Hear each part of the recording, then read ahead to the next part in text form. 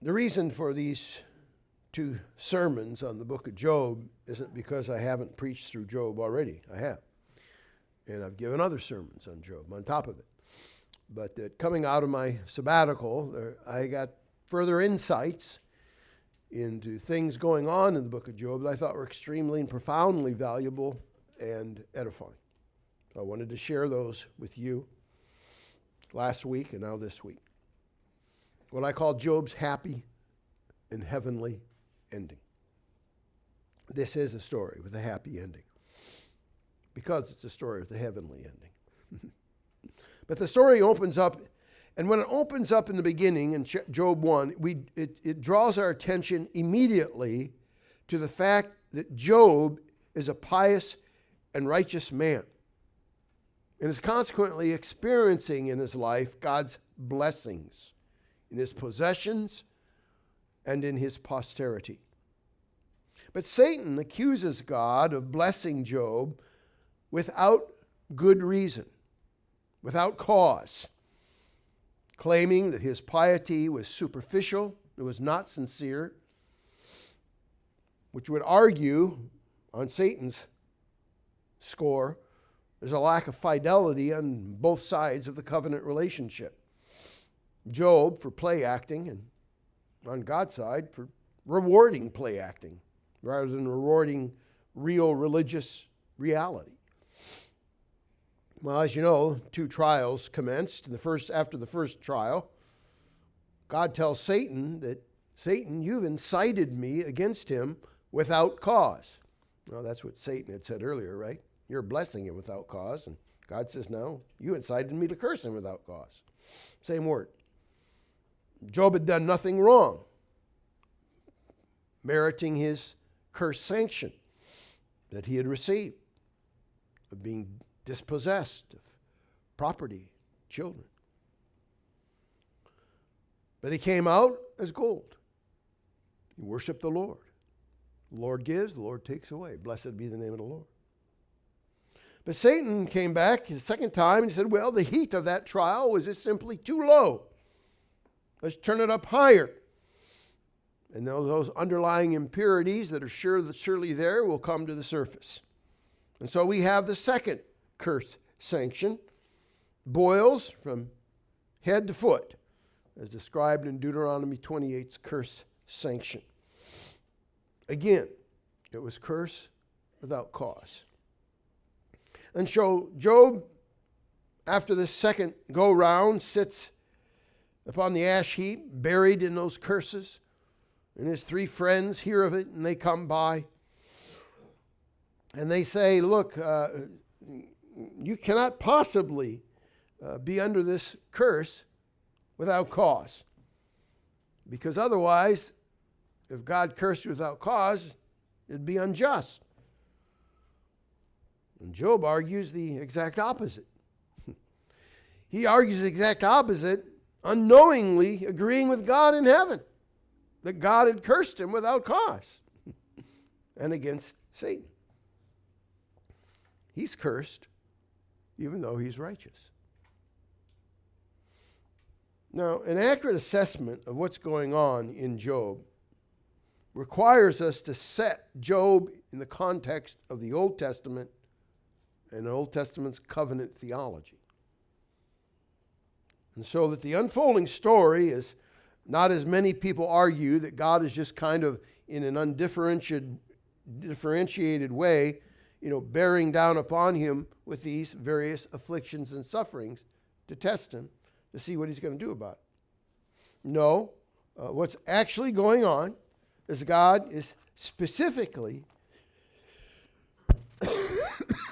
according to the Old Testament context, cursing Job, who is a righteous man.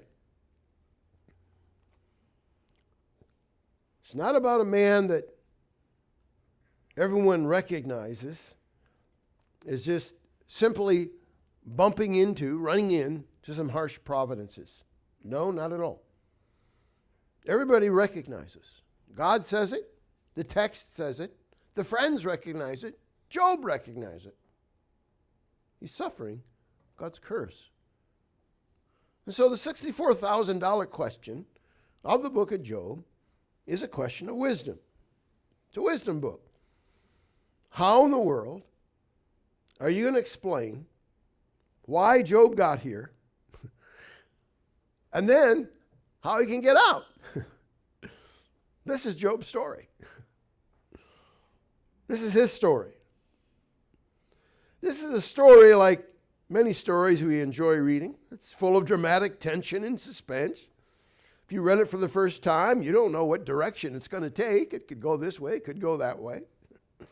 It has some suspense there.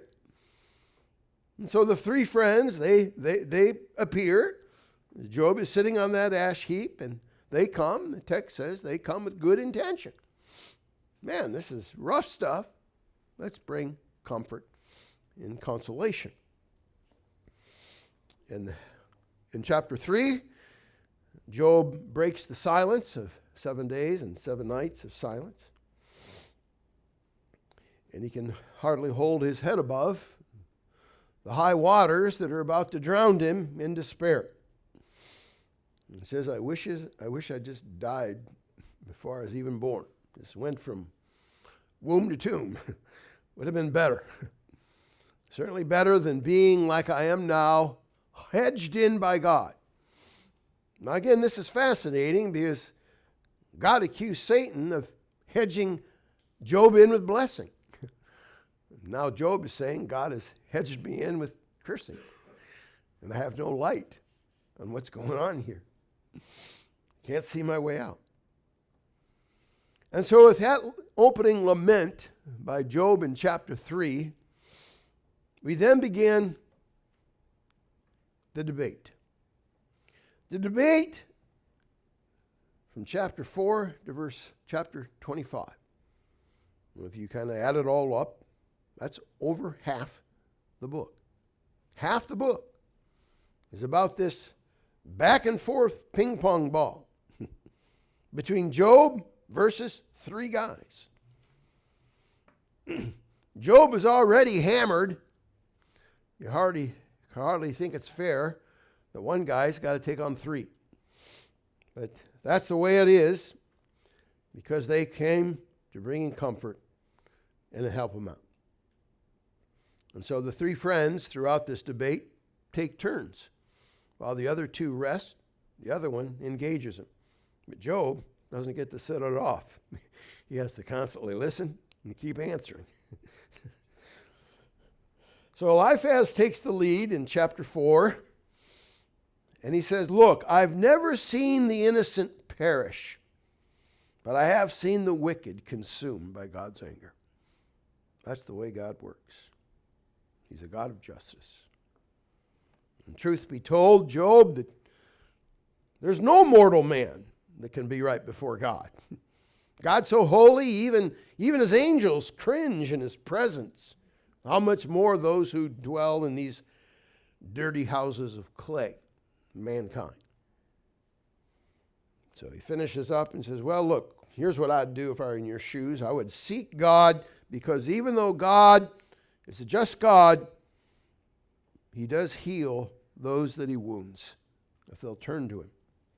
There's mercy for the repentant.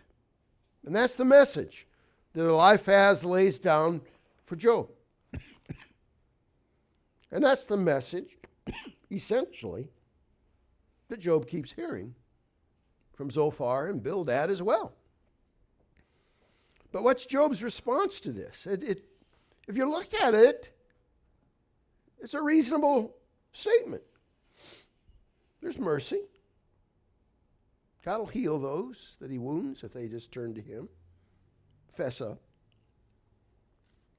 Job's response is, well, look, I know what you know. I believe what you believe. I used to teach this stuff myself. It's conventional wisdom. Nothing new here. But I don't need mercy. You're offering mercy. I don't need mercy. I haven't sinned. I need vindication for my righteousness. I need an interview with God to explain to me why he's turned against me and then to vindicate me.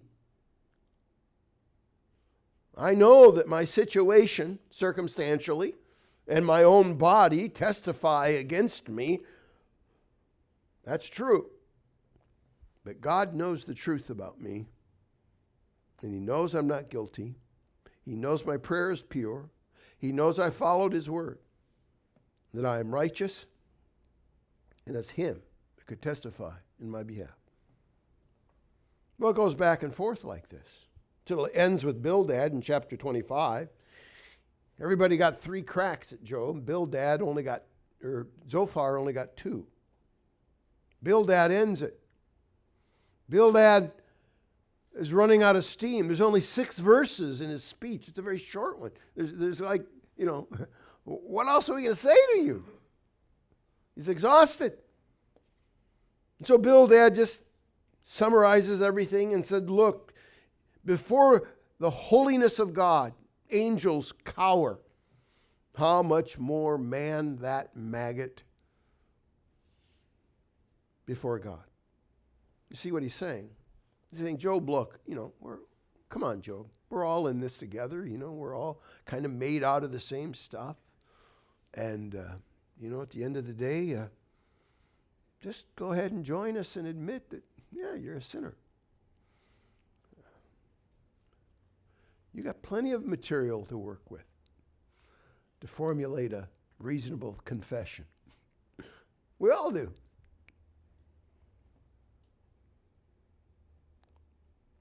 But Job is like a rock that will not be penetrated. Chapter 26, Job says, you guys as counselors, you guys as comforters, you guys are about as useful as a hair on a biscuit. He compliments them sarcastically. Where do you get this stuff? It's so profound. You can read it in chapter 26. It's just dripping with sarcasm as he mocks them. They've come to this exhausted end. They can't make any progress. And so in chapter 26 and 27, Job insists that he's righteous and doesn't know why this has happened to him. And so in chapter 31, the end of Job's words, he pulls out all the stops and he takes 14 covenant oaths upon himself to his own righteousness.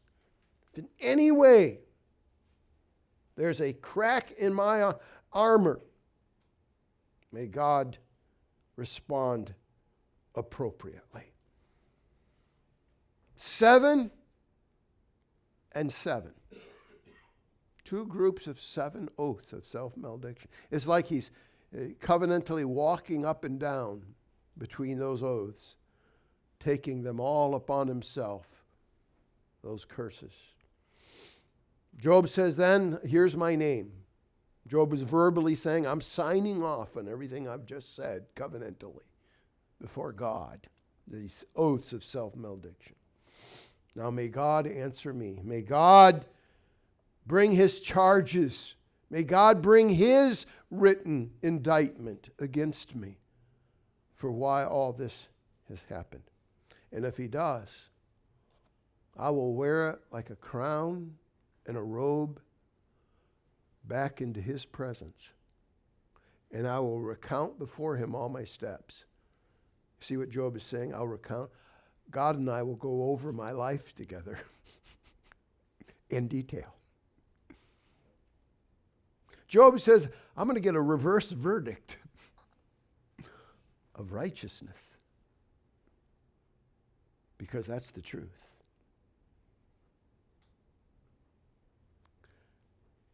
Now, if you really track all this, you'll be tempted to say, this guy is unhinged. Who does that? Who is so confident of his own ethical uprightness that he would say such a thing? He'd enter into such oaths of self-malediction and bring himself into a covenant of works regarding to his own righteousness. Job the righteous would wear covenant charges for cursing, indictments not his own into God's fiery presence for a judicial resolution. And chapter 31 ends the end of Job's words. That's when Elihu steps in chapters 32 through 37. Elihu steps in, not one of the three. The bottom line in Elihu's 6 chapters is, well, God is great, and who can fathom him? He's so profound. Elihu says in chapter 37:19, so wisely, so insightfully, we cannot draw up our case because of darkness. Job, you can't draw up a case before God because of darkness. There's so much you don't know and understand and grasp. See, this picture of God is he is great, he says in chapter 36, and we know him not. He does great things that we cannot comprehend, Elihu says. He's trying to talk Job down a little bit. He's a reasonable forerunner who prepares the ground for God's climactic, theophanic entry. Verse 23 of chapter 37, he says, the Almighty, we cannot find him. He is great in power, justice, and abundant righteousness that he will not violate. Job is kind of suggesting maybe there's something wrong there in that arena, and that's when the Lord shows up. Elihu's this forerunner. He kind of softened the ground and what he had to say. He wasn't part of the three. And then God shows up. And he walks Job through the created universe. Job, do you have the wisdom to run this show? No, I do not.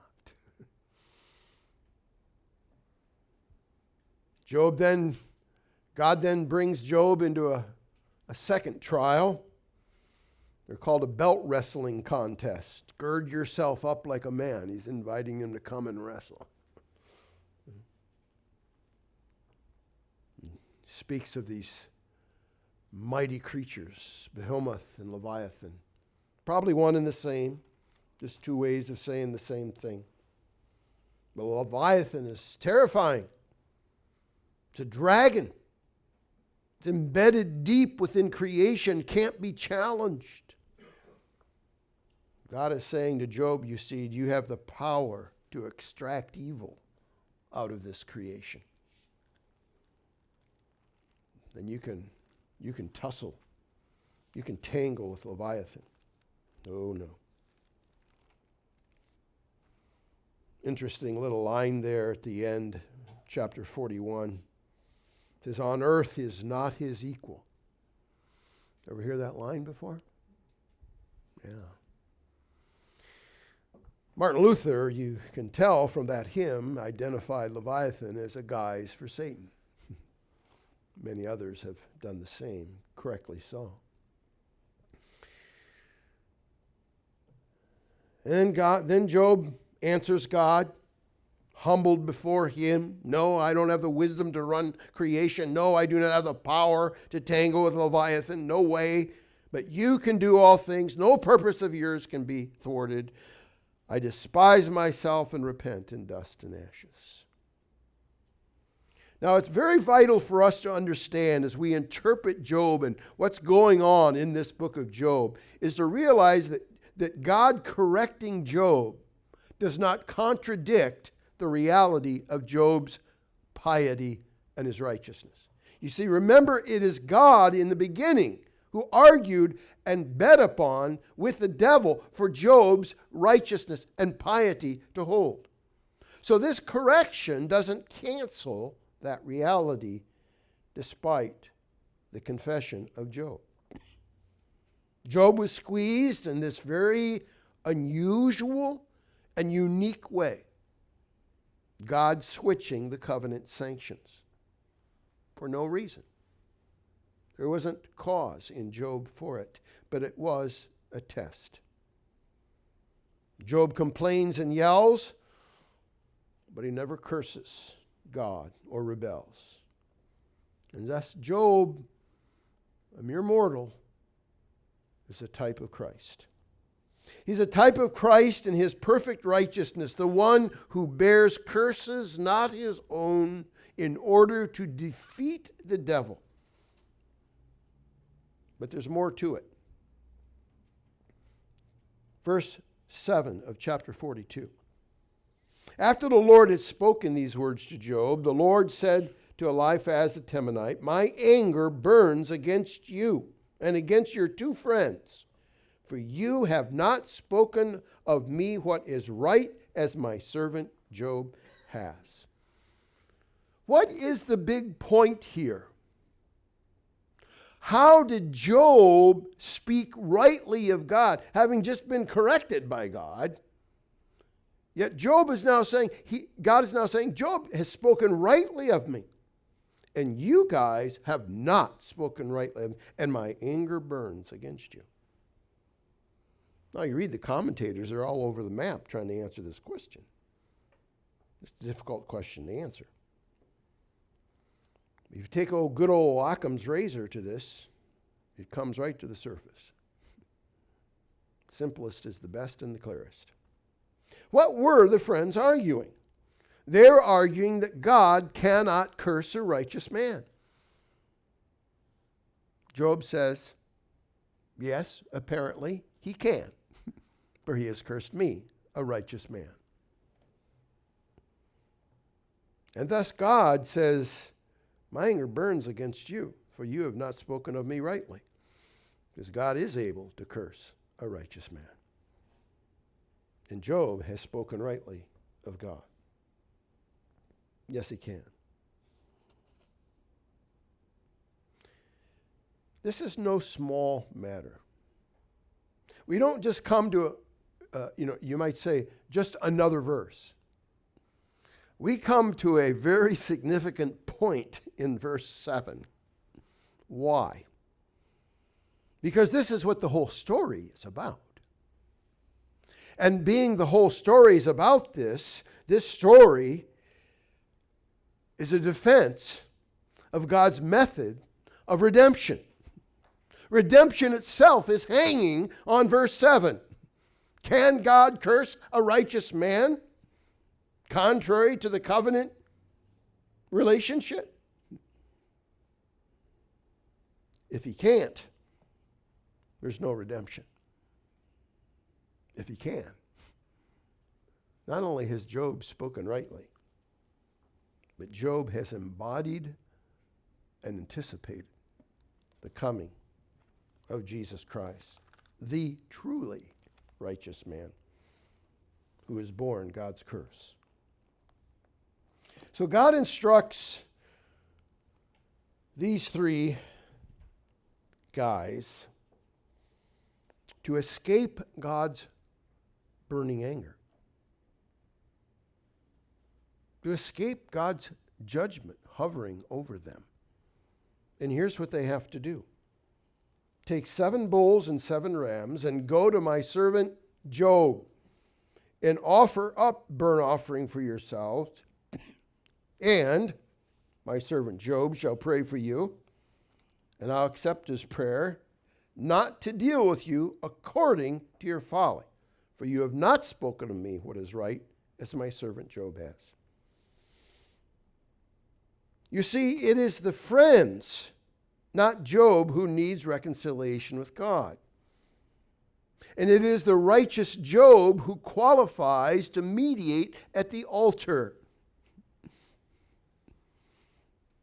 7 bulls and 7 rams, because they spoke wrongly. These are the 3 friends who on 7 days and 7 nights were silent. Amazing. They must reenact the very truth they had objected to all along. A sacrificial offering. What is that? The sacrifice dies in the place of the offerer. This is the truth that they must now reenact. They must actually apply themselves to. They must now believe in for themselves. The whole thing they've been objecting to. That God cannot curse an innocent one. 14 times here. 7 bulls, 7 rams. The innocent animals are slain. God curses the innocent to clear the guilty of his wrath.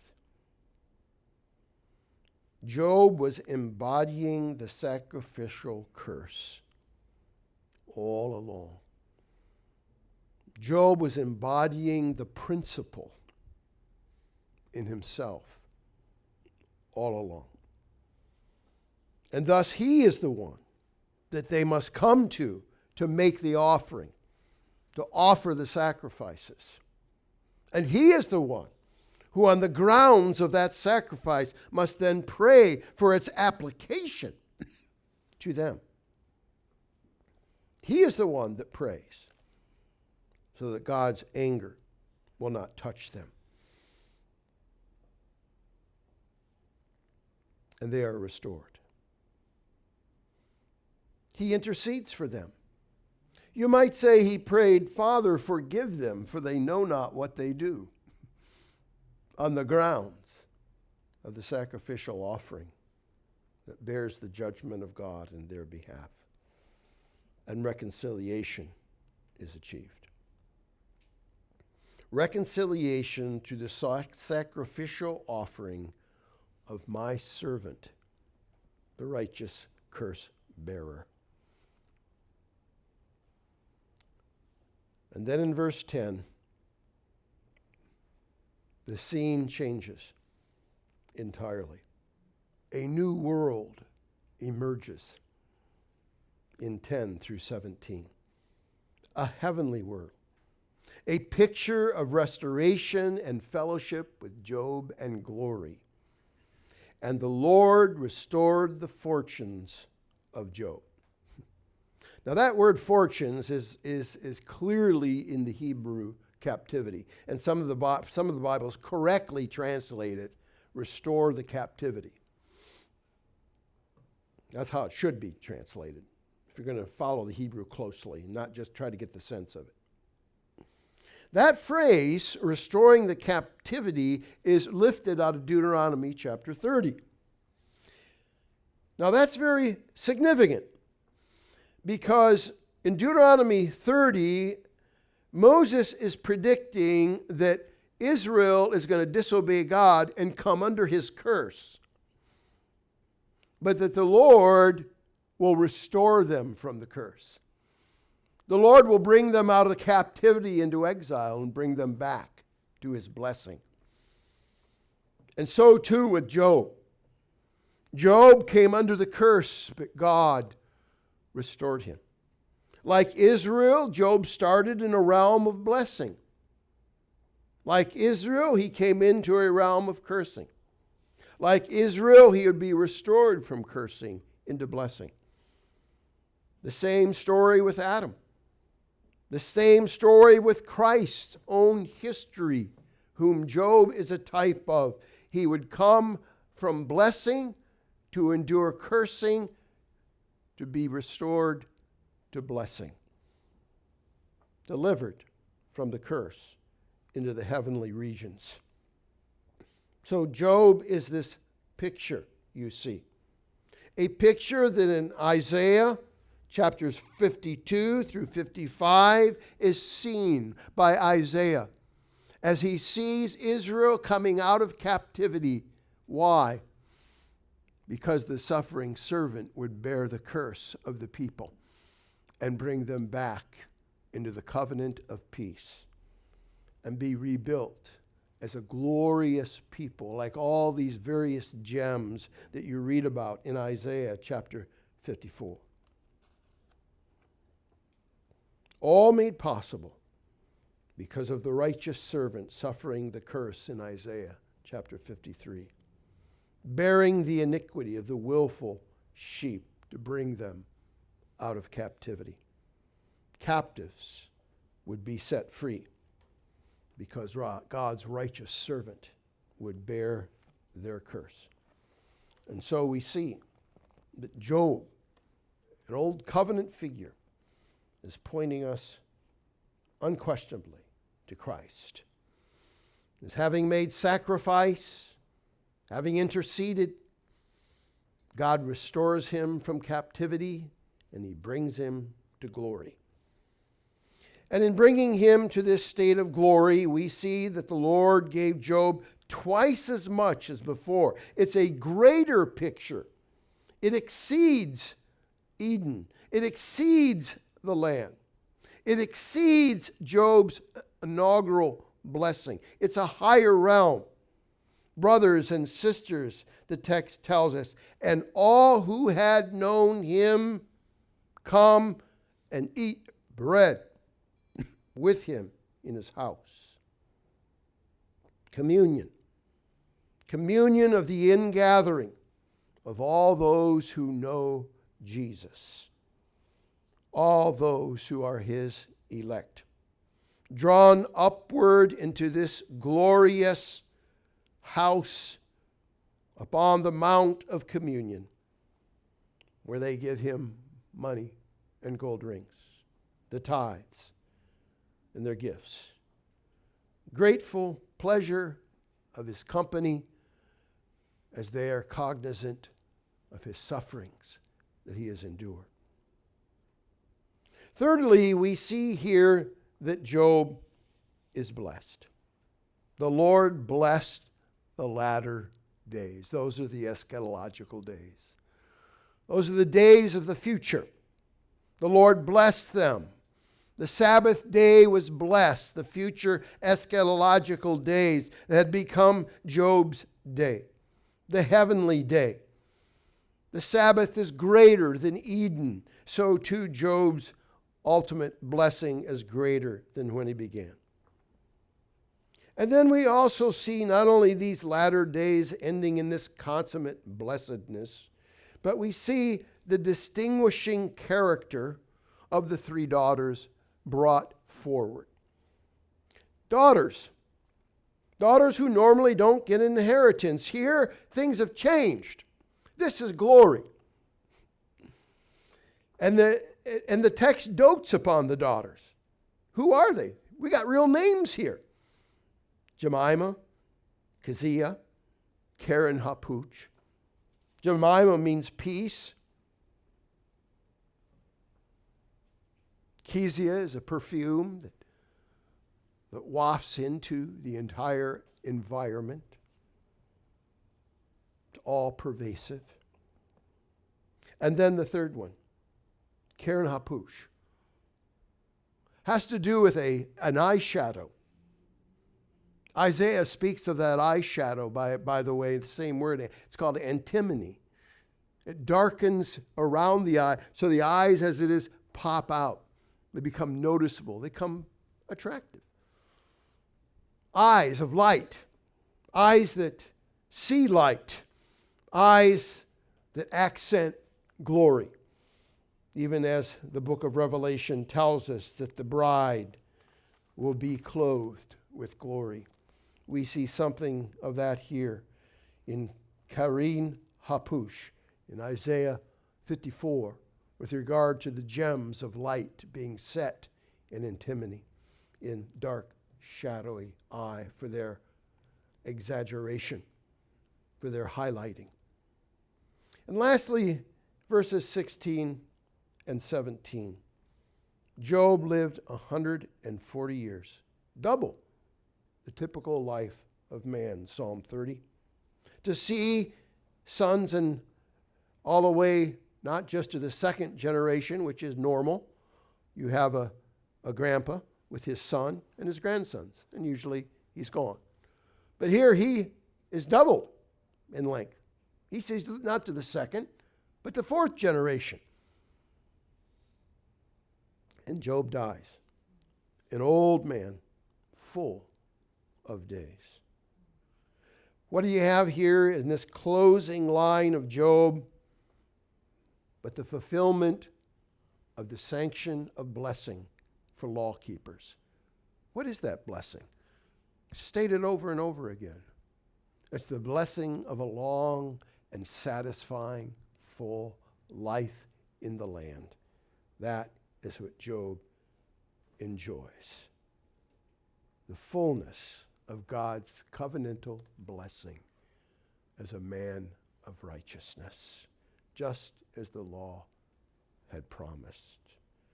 Job emerges from captivity with a long and full and blessed life. Language of the old covenant, typological language that looks forward to eternal heavenly life, which Job indeed anticipates. And we come to the end, the glorious, happy, and heavenly end of Job. What are we to take from all this? What we are to take from all this is simply this. Job is all about Jesus. It's not about you. It's not about me. Job is that one righteous man identified in the kingdom of darkness who is exemplary of light, of righteousness. A righteous man who bears curses not his own, to defeat the devil, to reconcile sinners to heaven, and to bring them into communion with himself in glory. Job is not about you. You deserve God's curse. He didn't. Job is about Jesus, the righteous Jesus. And like those friends, the answer to God's burning anger is Jesus' blood and righteousness. That's the answer. So do you want to find yourself in the book of Job? I know a lot of people run there. They want to find themselves in the book of Job. Well, this morning, I'm telling you where you find yourself. Eliphaz, Zophar, and Bildad. The three friends in captivity to the law and can't find their way out. That's you. That's me. Friends who can't help Jesus. Friends who need Jesus to bear their curse through sacrifice and to cover them in his righteousness and therein bring them into his house of communion in eternal glory. Amen.